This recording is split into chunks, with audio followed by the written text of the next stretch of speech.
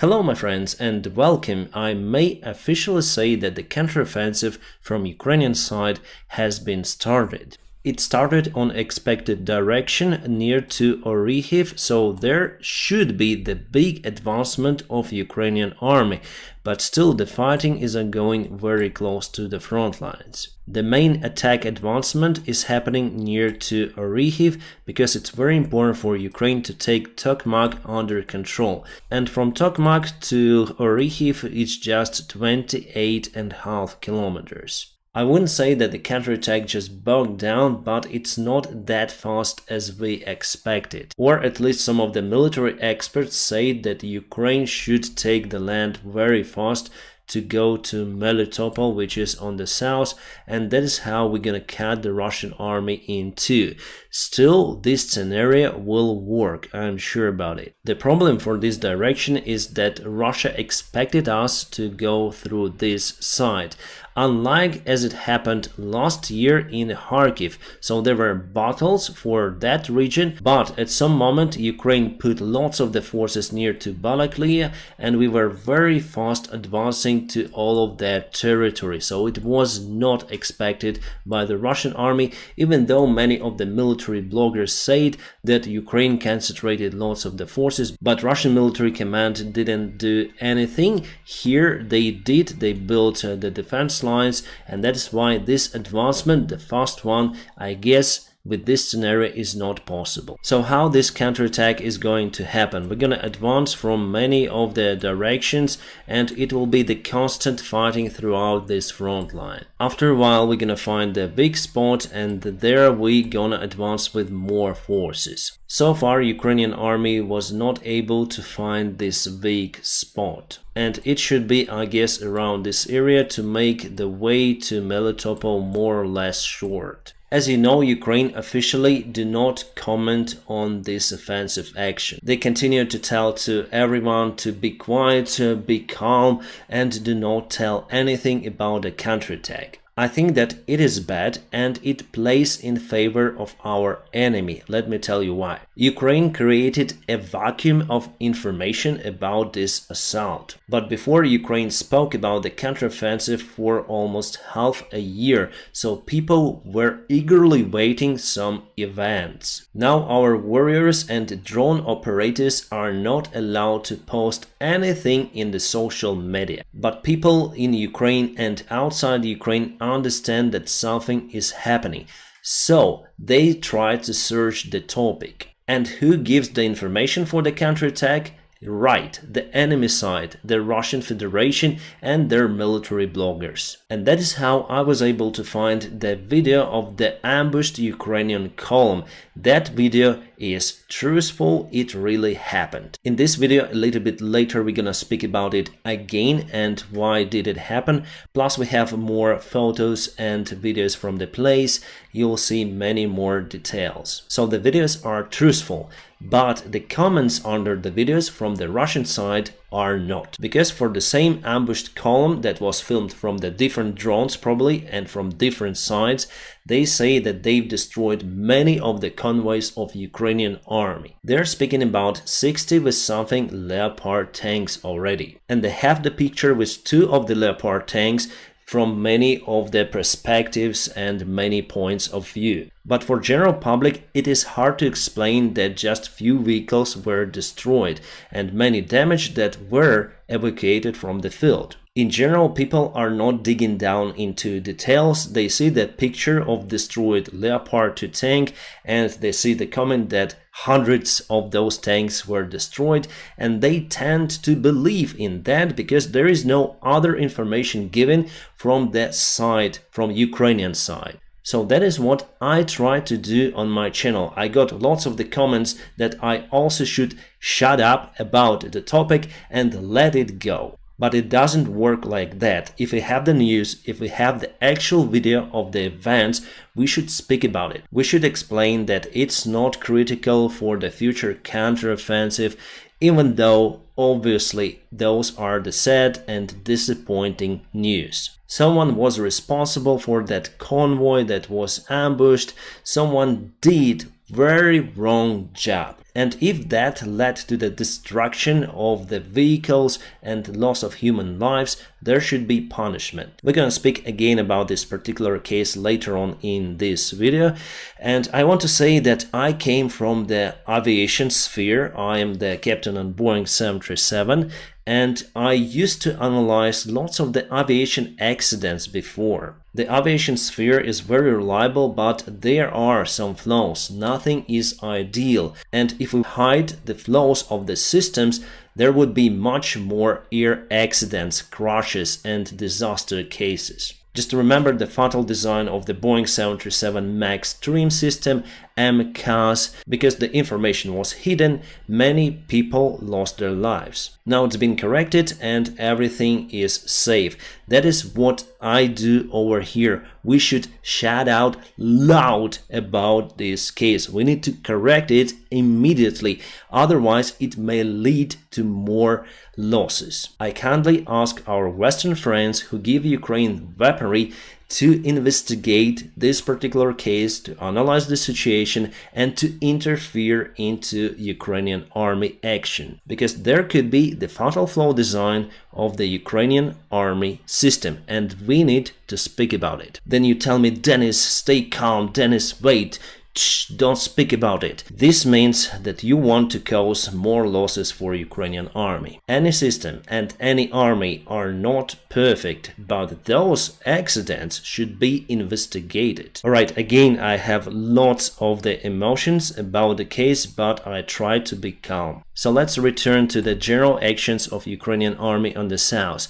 There were lots of the strikes on the hub centers of the Russian supplies in Tokmak, in Melitopol, in Berdyansk. As you can see, there are not many railroad connections. Basically, it's just single big one with some of the branches. It goes through Melitopol, Tokmak, and also Berdyansk. And there are two ways for Russia to deliver supplies to the front lines. First one from Crimea, and the second one from Berdyansk via the seaport. The seaport was kaput. So what Russia has now on the south, they have at least 3 defense lines near to Melitopol, Tokmak, and the front line itself, and they have their army with particular amount of ammunition. But that ammunition for now is limited. They continue to use artillery. Their artillery is not very precise as the Western artillery that was provided to Ukraine. That is why they have to use lots of the shells.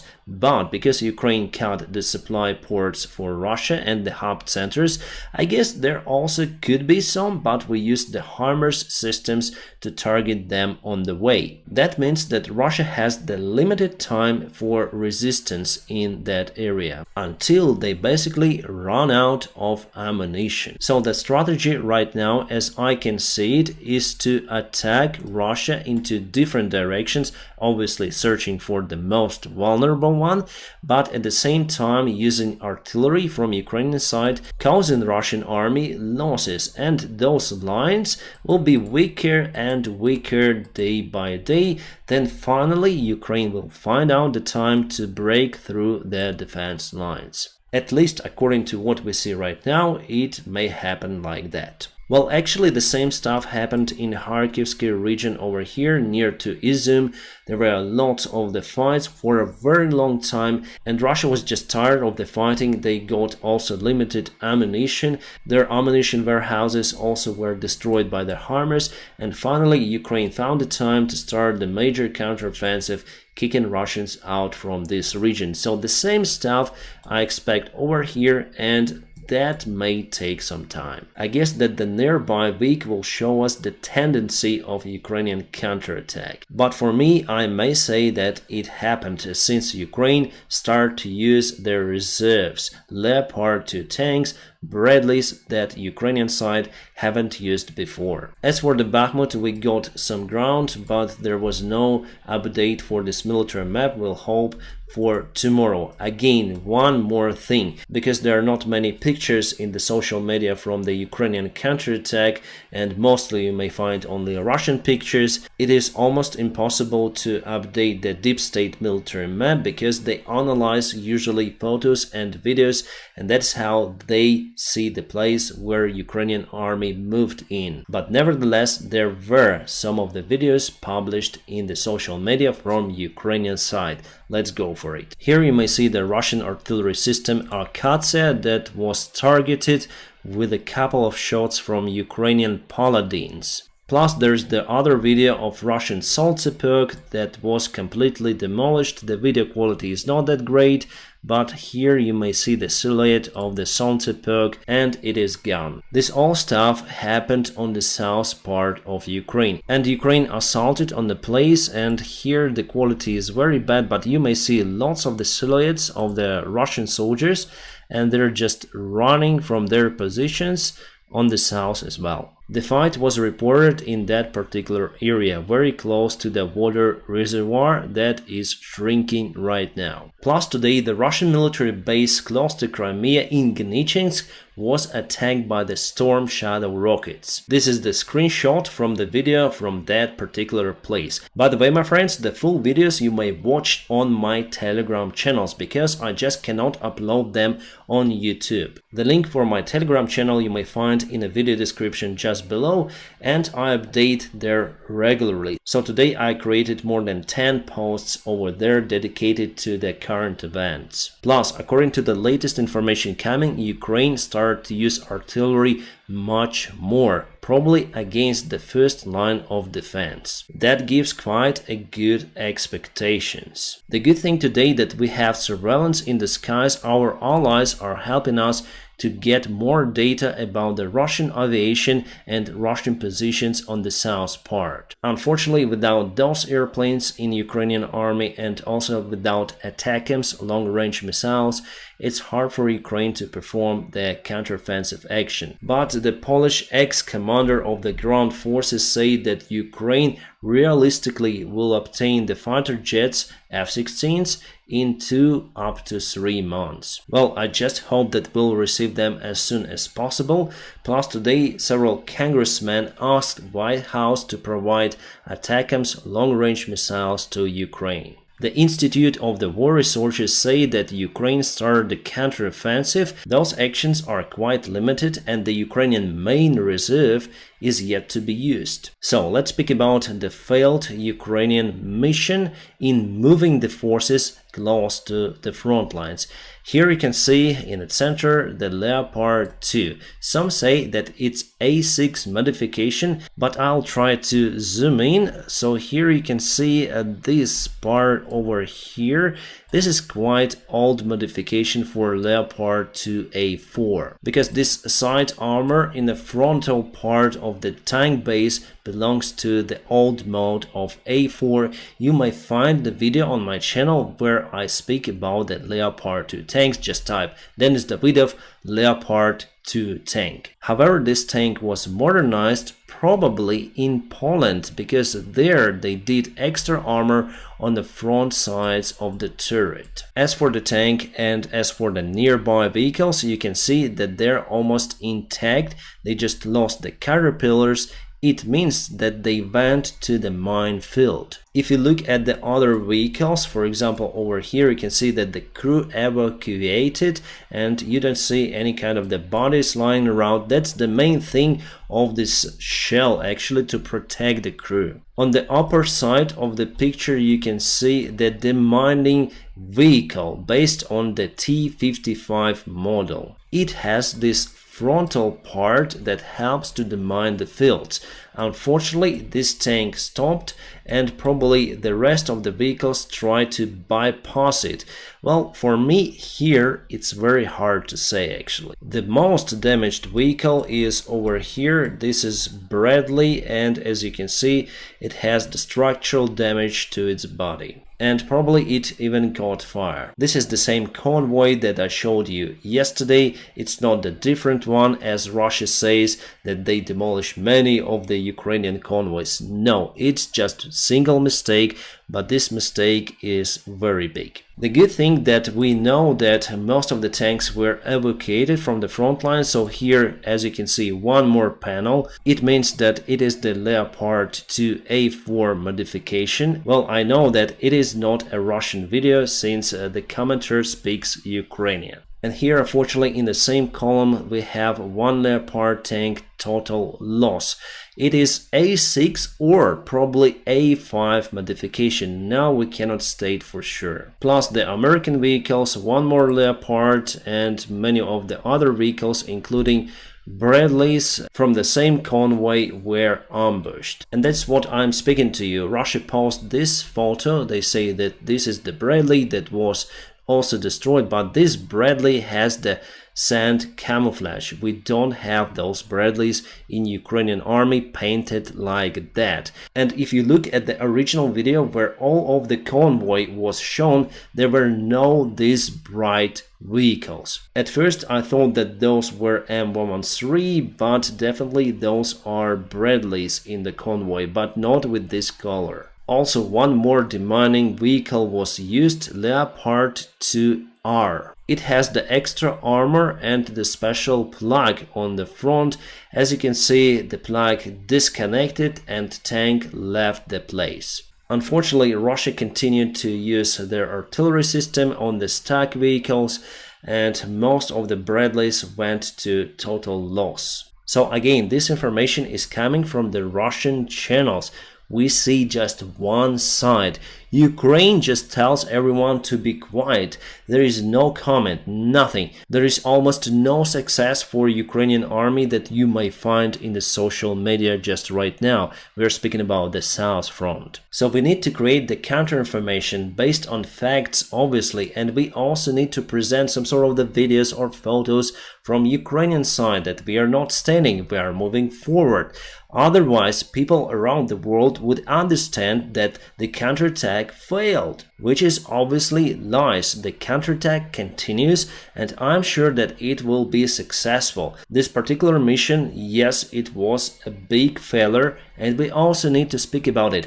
We need to find also responsible people, commanders who gave the order for that, or the training commanders in the western side who teach us to drive and fight on those Leopards and Bradleys. Maybe it was the wrong training, who knows? And we need the investigation, and it's better for it to be open to the public. We have nothing to hide. We need to see the responsible people who did their job wrong and bad. Like it was done with a trial about the Ilovaisk case, then Ukrainians were encircled by Russians. It happened in 2014. Well, honestly saying, I do not expect that move from Ukrainian side. I just hope that our Western allies will start the investigation and they will punish someone who gave the wrong order. About the social media, it plays a great role. It's the big part of the informational war. And in a modern day war, if you win but do not show it to the public, it means that you are not winning. And the side that went to the total defense, the side that had huge losses but they published the videos and photos, they're winning in that case. American and German people may just ask watching those videos without any explanation from Ukrainian side that Ukraine loses hundreds of thousands of Bradleys and Leopard tanks. We should ask our senators not to send those to Ukraine. That is the idea for the Russian propaganda right now. That is why they continue to say that there were loads of the columns, loads of the Leopards. Today they counted 120 on the Russian TV show. Some say 46, some say 60, but actually it was confirmed too. This tank and the one on fire that I showed you. So as for me, and I'm not the military expert, but I can say that there are two of mistakes. First of all, they were very close together in the convoy. The second thing is, where is the air defense, or at least the special interference devices that create distortions for the drone signal. The third one is connected really to the first one.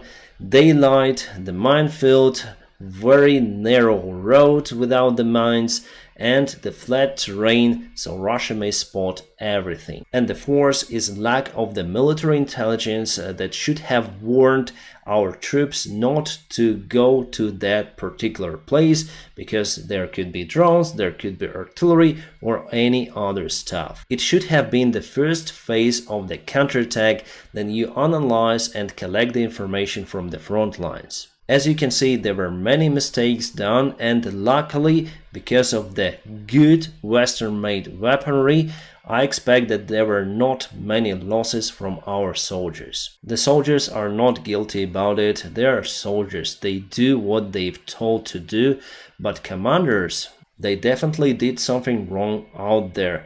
The commander level could be different from the commander of the squad or the general commander of the front line of this specific area up to the Minister of Defense, who might have said that we need to move over there. Who was responsible for it? Only investigation may show. The good thing is that they got the special equipment, at least 2 engineering vehicles that might have demined the fields. The United States agreed to deliver the new military package for Ukraine.